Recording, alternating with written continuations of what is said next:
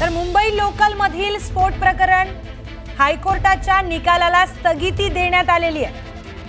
तर मुंबई बॉम्बस्फोट प्रकरणामध्ये मुंबई हायकोर्टाने जो निकाल दिला होता त्या निकालाला आता सुप्रीम कोर्टाकडून स्थगिती देण्यात आली आहे। मोठी बातमी आपण पाहतोय। आज या प्रकरणाची सुनावणी होती आणि या सुनावणीत मुंबई लोकल मधील स्फोट प्रकरण या प्रकरणाची मोठी अपडेट समोर आली आहे।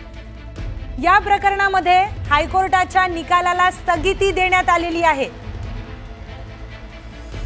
मोठी बातमी आपण पाहतोय। या निकालाचा आज याचा निकाल होता आणि सुप्रीम कोर्ट काय निर्णय घेणार याकडे सगळ्यांचं लक्ष लागलेलं होतं। तर सुप्रीम कोर्टाचा एक मोठा निर्णय या संदर्भात आलेला आहे। याच संदर्भात आपण बोलूयात। आपले प्रतिनिधी प्रशांत लीला रामदास आपल्या सोबत थेट नवी दिल्लीतून जोडले गेलेले आहेत। प्रशांत, या निकालामध्ये अतिशय मोठी अपडेट समोर आली आहे। स्थगिती सुप्रीम कोर्टाकडून देण्यात आली आहे। काय अधिकचं त्या निरीक्षण सुप्रीम कोर्टाने नोंदवलं? सुप्रीम कोर्टाने एक अत्यंत महत्वाचा निर्णय आज दिलेला आहे। सुप्रीम कोर्टाने ज्या पद्धतीनं निर्णय दिला आहे, जस्टिस खंडेश्वर यांच्या खंडपीठाने निर्णय दिला आहे, तर त्यामध्ये जर बघितलं आपण तर ऑन आहे ना यार, ऑन आहे।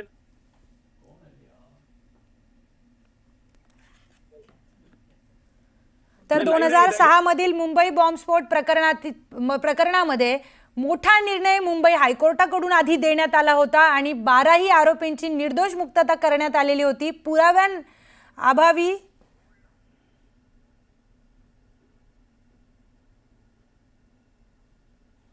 खास करून 2006-2007 दरम्यान झालेला जो मुंबईतला लोकलमधला बॉम्बस्फोट होता त्या प्रकरणी सुप्रीम कोर्टाने एक अत्यंत महत्त्वाचा निर्णय दिला आहे। सर्वोच्च न्यायालयाने बॉम्बे उच्च न्यायालयाचा जो निर्णय आहे तो निर्णय स्थगित केलेला आहे।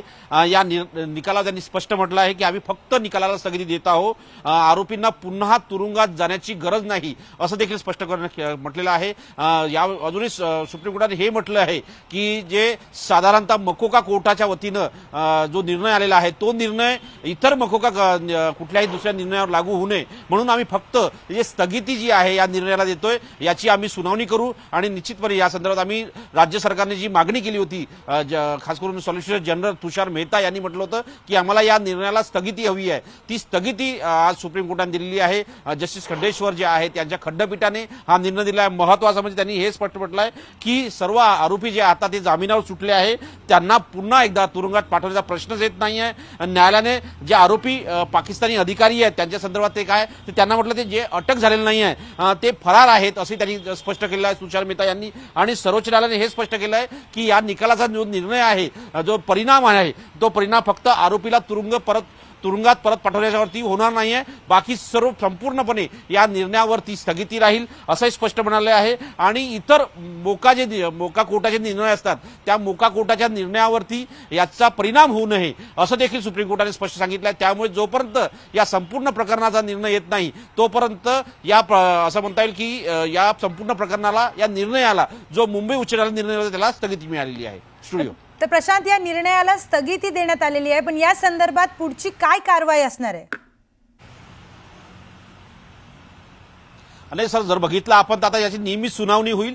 महत्त्वाचं म्हणजे गेल्या आठवड्यामध्ये ज्या पद्धतीनं राज्य सरकारच्या वतीनं या संदर्भात मेन्शनिंग करण्यात आलं होतं, मेन्शनिंग करून त्यांनी म्हटलं होतं की आम्हाला मुंबई उच्च न्यायालयाने जो निर्णय दिला त्यावरती सुनावणी त्यांनी मागितली होती राज्य सरकारच्या वतीनं।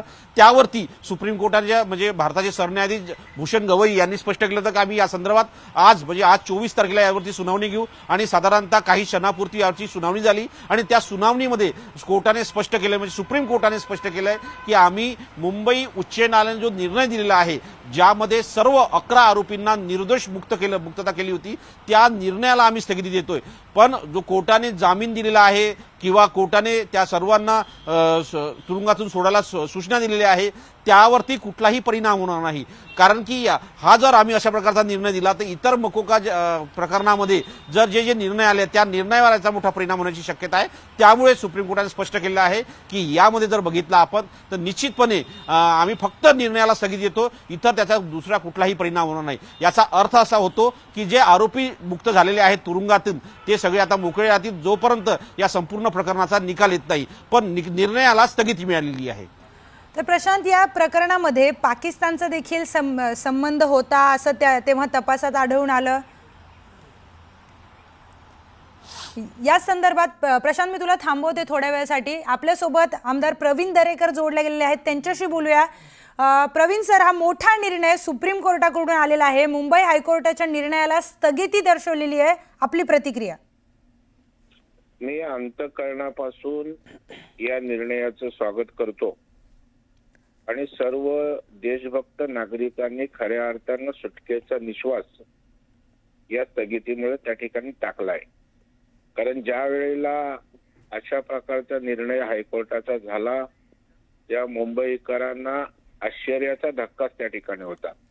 कारण पूर्णपणे जीवन उद्ध्वस्त अनेकांची या ठिकाणी झाली आणि असा विपरीत निर्णय आश्चर्यकारक आणि चिंताजनक त्या ठिकाणी होता. भविष्यात काय होईल यानं मुंबईकर त्या ठिकाणी अत्यंत भयभीत होते. परंतु त्याच वेळेला महाराष्ट्राच्या मुख्यमंत्र्यांनी विश्वास दिला होता की हा निर्णय आश्चर्यकारक आहे, परंतु कुठल्याही परिस्थितीत या ठिकाणी राज्य सरकार या निर्णयाच्या विरोधात सुप्रीम कोर्टात जाईल आणि शेवटी आपलं सुप्रीम न्यायदाता सर्वोच्च न्यायालय आहे, तिथे त्या ठिकाणी न्याय मिळवण्याचा विश्वास माननीय मुख्यमंत्री देवेंद्र फडणवीस साहेबांनी दिला होता. त्याप्रमाणे ताकदीनं मुंबईकरांच्या किंवा देशभक्त लोकांच्या किंवा आतंकवादी प्रवृत्तीनं या ठिकाणी अशाच प्रकारचा हैदोस घालू नये याला लगाव लावणारा या ठिकाणी निर्णय करवून त्या ठिकाणी घेतला. मी सुप्रीम कोर्टाला मनापासून धन्यवाद देईन, कारण लोकांना सर्वोच्च शेवटचा आधार हे सुप्रीम कोर्ट होतं आणि राज्याच्या मुख्यमंत्र्यांना ज्या तत्परतेनं त्यांनी हा हायकोर्टाचा निर्णय गांभीर्यानं घेऊन त्या ठिकाणी सुप्रीम कोर्टात दाद मागितली सरकार म्हणून आणि त्या ठिकाणी निर्णय या साखळी बॉम्बस्फोट प्रकरणात त्या ठिकाणी हायकोर्टाला स्थगिती देण्याचा त्यांना सुटका देण्याच्या निर्णयाला जो दिलाय त्यामुळे निश्चितच या ठिकाणी आनंद आहे, स्वागत आहे. कारण अशा प्रकारच्या निर्णयाने जो न्यायालयावरच विश्वास शेवटचा माणसांचा असतो तिथे जर असं झालं तर जायचं कुठे. परंतु सर्वोच्च न्यायालयाने न्याय देवता या ठिकाणी आहे हे पुन्हा एकदा दाखवून दिलं. प्रवीणजी, निश्चितच, पण सुप्रीम कोर्टाने या 12 आरोपींची जी मुक्तता करण्यात आलेली आहे त्यावर आक्षेप घेतला नाहीये. त्यांच्या सुटकेवर काहीही सुप्रीम कोर्टाचा आक्षेप नाहीये. आपली प्रतिक्रिया? नाही, मला वाटतं या संदर्भात आता हा इंटरिम ऑर्डर आहे. आता ज्या वेळेला सुनावणी होईल तेव्हा टप्प्याटप्प्याने एक एक विषय येतील. परंतु प्रायमा फेसी जो निर्णय झालाय त्यावरून एक गोष्ट सिद्ध झाली की हा निर्णय चुकीचा आहे म्हणून स्थगिती दिली ना. आणि त्याच्यामुळे बारीक बारीक त्यातले जे विषय आहेत ते यथावकाश हिअरिंग मध्ये मला वाटतं निकाली निघतील. कारण मूळ दिशादर्शक अशा प्रकारची स्थगिती आहे, त्यामुळे मला वाटतं त्यांची सुटका होईल असं मला वाटत नाही. तर प्रवीणजी, आणखी एक महत्त्वाचा प्रश्न. 200हून अधिक निष्पाप लोकांचा 19 वर्षापूर्वी बळी गेलाय, पण त्यांचे अजूनही त्या लेवलचा तपास का लागत नाही? आता जर हे आरोपी निर्दोष सुटलेले आहेत तर मग याचा खरा आरोपी कोण आहे? नाही, आता या संदर्भात पुन्हा एकदा नव्यानं निश्चितपणे त्या ठिकाणी उजळणी होईल आणि मग आहेत त्या आरोपींचं काय, ते खरे आहेत खोटे आहेत, त्याचबरोबर खरे आरोपी असतील तर आणखी काय करायला पाहिजे. मला वाटतं सुप्रीम कोर्टात आता बॉल गेलेला आहे आणि सुप्रीम कोर्टाचा एक अनुभव आहे आपल्याला की सुप्रीम कोर्टामध्ये अत्यंत कायद्याचा केस काढून बारकाईनं त्या ठिकाणी एखाद्या विषयाकडे पाहिलं जातं आणि हा तर भयानक अशा प्रकारचा गंभीर विषय आहे. निश्चितच. आणि त्याच्यामुळे मला वाटतं सुप्रीम कोर्ट या सगळ्या बाबतीत दिशादर्शक मार्गदर्शन किंवा त्या ठिकाणी निवाडा देईल असं मला या ठिकाणी वाटतं. निश्चितच प्रवीणजी, धन्यवाद आपण दिलेल्या प्रतिक्रियेसाठी.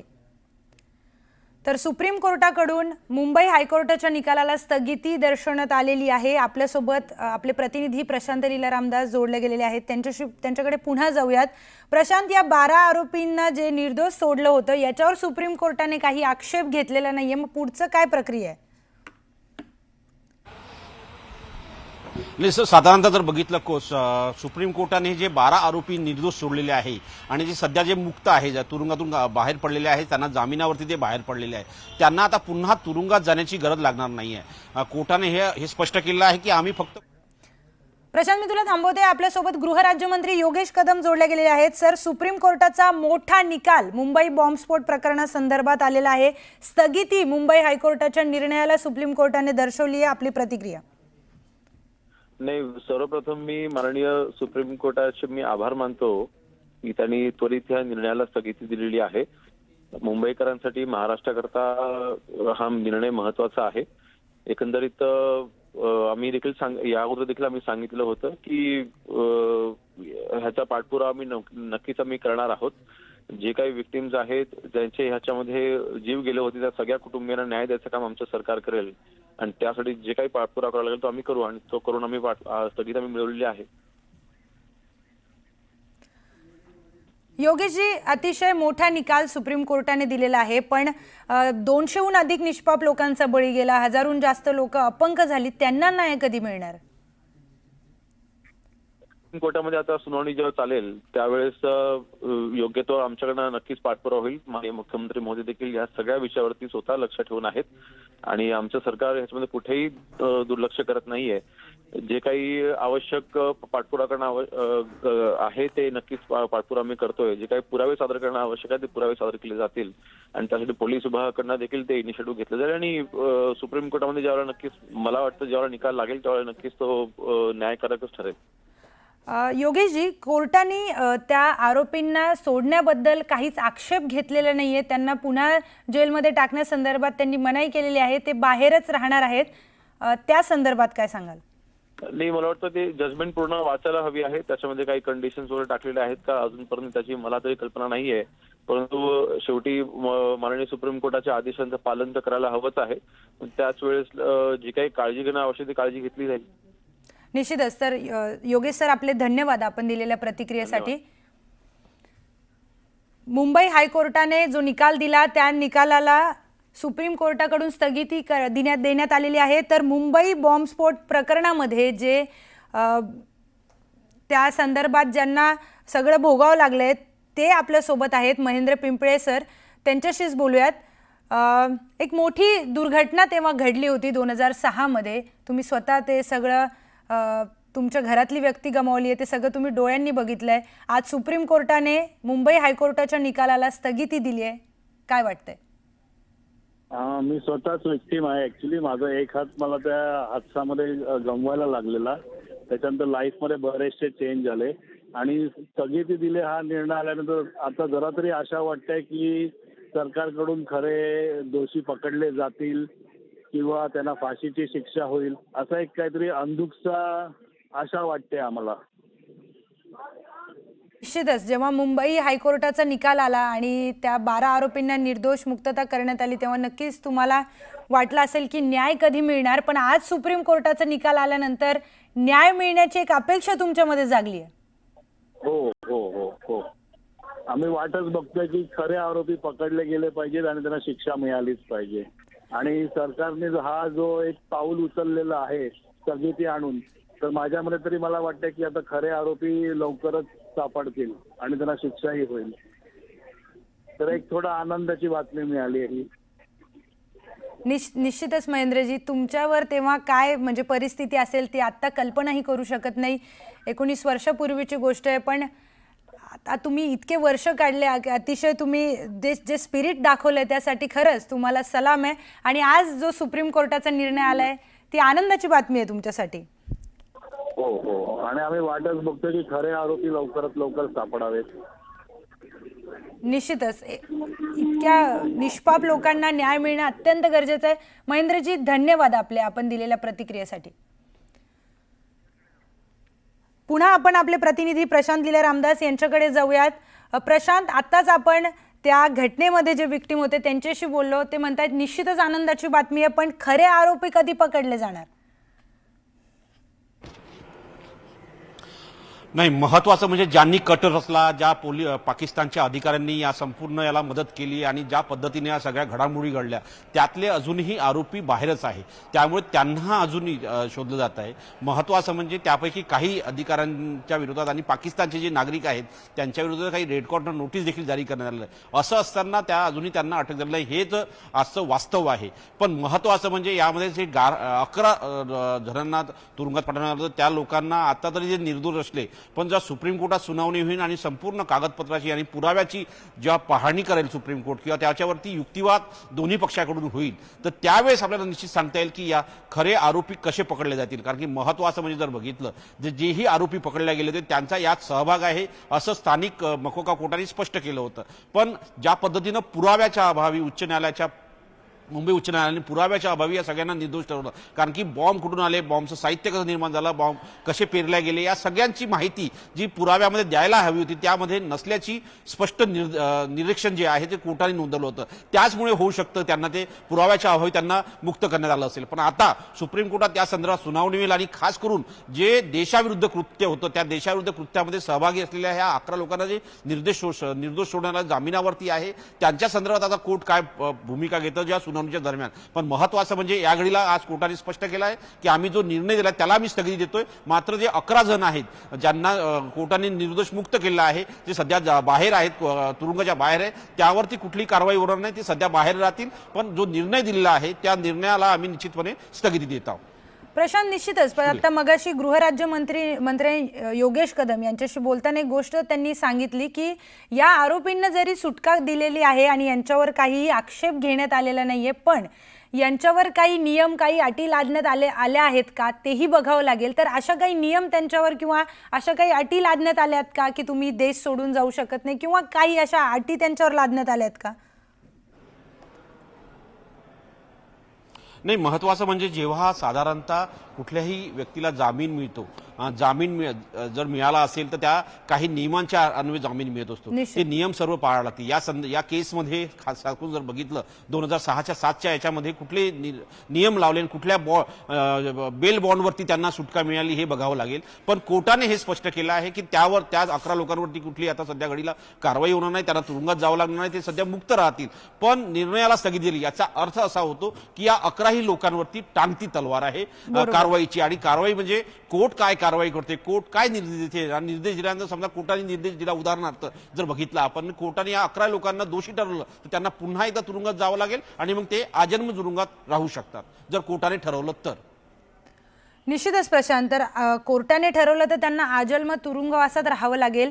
पण या संदर्भात जेव्हा तपास तेव्हा सुरू होता त्यावेळेला तेव्हा सिमी आणि लष्कर या अतिरेकी संघटनांनी योजनाबद्ध कट रचून हा सगळा बॉम्बस्फोट घडवून आणला अशी देखील तेव्हा माहिती ATSला मिळाली होती.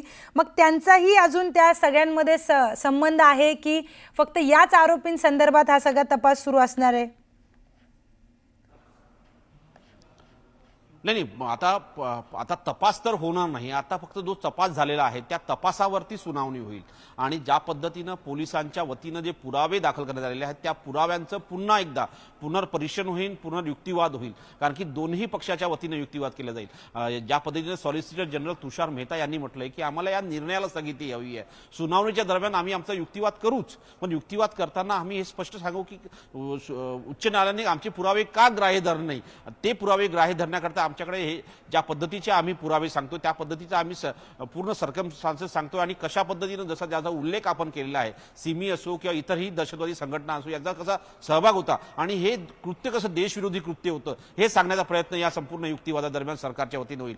तर जर दुसरीकडे बघितलं, जे निर्दोष ज्यांना केलंय, मुक्त केलेलं आहे, त्या सगळ्यांच्या वतीनं देखील युक्तिवाद होईल. त्यांच्या वतीनं काय युक्तिवाद केला जातो हे देखील पाहणं अतिशय या संपूर्ण सुनावणीच्या दरम्यान अत्यंत महत्वाचं असेल. पण या घडीला हे अत्यंत महत्वाचं आहे की सुप्रीम कोर्टाने निर्णयाला स्थगिती दिलेली आहे. आता सुनावणी सुरू होईल आणि प्रत्येक सुनावणीमध्ये आपल्याला निश्चितपणे काही ना काही पुरावे सरकारच्या वतीने मांडण्यात येईल आणि काही ना काही त्याला विरोध करण्याचं काम युक्तिवादाच्या दरम्यान जे निर्दोष सोडलेले व्यक्ती आहेत त्यांच्या वतीने होईल. पण हे अत्यंत महत्वाचं आहे की या संपूर्ण घडामोडीमध्ये ज्या पद्धतीनं संपूर्ण चित्र बनवलं जात होतं संपूर्ण महाराष्ट्रामध्ये की महाराष्ट्र सरकारने कुठलेही पुरावे दिले नाही आणि त्या पुराव्याच्या अभावी त्यांना मुक्त करण्यात आलं, त्यावरती आता निश्चितपणे स्थगिती मिळाली. आणि कोर्ट जेव्हा स्थगिती देतं त्यानंतर जेव्हा सुनावणी करतं तर ते सुनावणी एक अतिशय योजनाबद्ध पद्धतीने होईल. वारंवार सुनावणी होईल. किती दिवसात हे सुनावणी पूर्ण होतं हे या घडीला सांगणं कठीण आहे, कारण की हा अधिकार कोर्टाचा आहे आणि कोर्ट ज्या पद्धतीने निश्चितच. सुनावणी घेईल आणि सुनावणी अंती ते निर्णय राखून ठेवतील आणि त्यानंतर निर्णय जाहीर करतील.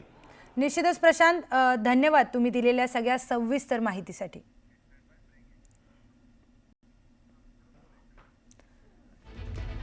तर सुप्रीम कोर्टाने मुंबई हायकोर्टाच्या निर्णयाला स्थगिती दिलेली आहे आणि त्यावर अनेक प्रश्न आणि उपप्रश्न देखील झाले आणि त्यानंतर सुप्रीम कोर्टाने या निर्णयाला स्थगिती दिली. सॉलिसिटर जनरल तुषार मेहता, तर सर्वोच्च न्यायालयाचे ज्येष्ठ वकील सिद्धार्थ शिंदे आपल्यासोबत जोडले गेलेले आहेत. सिद्धार्थ सर, मोठा निकाल सुप्रीम कोर्टाकडून हा देण्यात आलेला आहे. मुंबई हायकोर्टाच्या निर्णयाला स्थगिती देण्यात आली आहे. आपली पहिली प्रतिक्रिया. बघा, महाराष्ट्र सरकार आणि पोलीस डिपार्टमेंटच्या वतीने जे म्हणणं मांडलं गेलं तुषार मेहतांकडून ते सुप्रीम कोर्टाने मान्य केलं आहे. निर्णयाला स्थगिती मिळालेली आहे, पण जे 11 कॉन्व्हिक्ट आहेत ज्यांना निर्दोष मुक्तता ज्यांची झाली होती ते जेलच्या बाहेरच राहतील. हे मॅटर आता पुढे काही महिने वर्ष चालत राहील सुप्रीम कोर्टात. मुख्य निर्णय अजून येणं बाकी आहे, पण राज्य सरकारचं म्हणणं होतं की ह्याच्यात तुम्हाला त्या निर्णयावर स्थगिती देणं गरजेचं आहे, कारण हा निर्णय दुसरे मकोकाचे आरोपी कथित आतंकवादी जे अजून ज्यांच्या ट्रायल मकोका कोर्टात पेंडिंग आहेत ते हा मुंबई हायकोर्टाचा निर्णय त्यांच्या फायद्यासाठी वापरू शकतात निश्चित. आणि त्यामुळे ही स्थगिती मिळवणं गरजेची होती आणि त्याच्यात राज्य सरकार सक्सेसफुल झालेलं आहे. तर सर, धन्यवाद आपण दिलेल्या सविस्तर माहितीसाठी.